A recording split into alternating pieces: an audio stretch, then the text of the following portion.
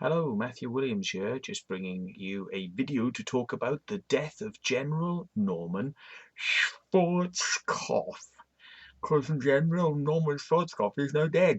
He's now dead. Oh dear, he's now dead. Oh dear, dear, dear. Well, maybe, 78 years of age, he did pretty fucking well considering the loads of people he managed to kill during his fucking time on Earth. But of course, when you kill 1 million people, you're a conqueror. But when you kill 1 or 2 or 10, you're a murderer. But General Schwarzkopf wasn't a murderer, was he? He wasn't a murderer. No, he was a very nice man. Very, very nice man. Why don't we have a look at the very nice man and what the very nice man has to say? Here we go. Fucking Mr. Schwarzkopf. Here he is.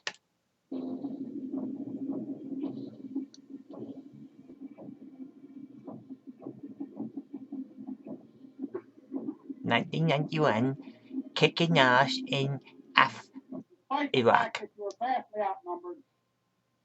Despite the fact that you were vastly outnumbered with our tactical weapons with depleted uranium in them, you were vastly outnumbered with the top weapons and the missiles and the gunships and the warships and the fucking massive aircraft carriers and the fighter planes and the satellites, but you were vastly outnumbered with the tanks and the guns and the grenades and the snipers and the intelligence officers, but you was vastly outnumbered.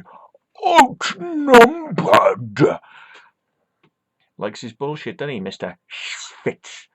Schwarzkopf? Determined to show a petty dictator that they just can't get away with bullying their neighbors and taking what they want because they think they're so tough. Stop, hang on a minute. Hang on a minute. Mr. Schwitzinus says that anyone who tries to bully their neighbors because they think they're fucking tough ain't gonna get away with it. Yeah. Hang on a minute, Mr. Schwarzkopf. Bullies, eh? Bullies. Who gave the bullies weapons? Who gave the bully Saddam Hussein weapons of mass destruction? Who gave Saddam Hussein missiles, aircraft, helicopters, grenades, bombs, boats? Who gave Saddam Hussein all of that stuff? Who made Saddam Hussein into a bully who might bully his neighbors? Who gave Saddam Hussein all that stuff? And let me think now. Bullies, because they think they can take what they want. So what does taking Iraq's oil and petrol, what does that mean? So if you go storming in there, storming Norman, storm in there, and then you can take the oil and you can give people food.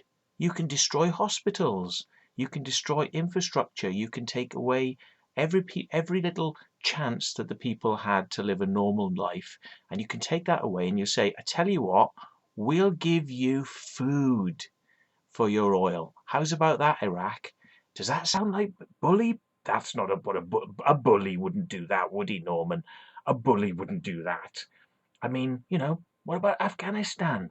What could anybody possibly want from a desert, mountainous, horrible, cold place like Afghanistan?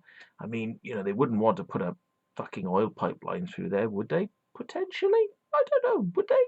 Would they want to do that? No, that would be insanity. That would be bullying people to get their resources, which, of course, as Mr. Schwarzkopf has said, America wouldn't do. America stops bullies. America stops bullies from trying to get what they want.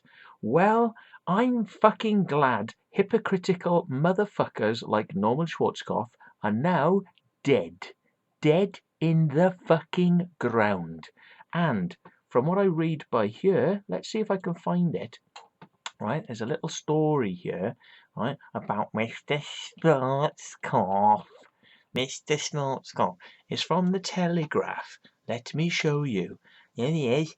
General Norman Schwarzkopf dies age 78. Now, he looks like a bit of a fat cunt. Yeah, it looks like he's got a little bit of weight. Popularly known as Storming Norman. Died at his home in Tampa. He had suffered complications from being a fucking utter hypocritical murdering cunt, which does tend to happen to people that like murdering.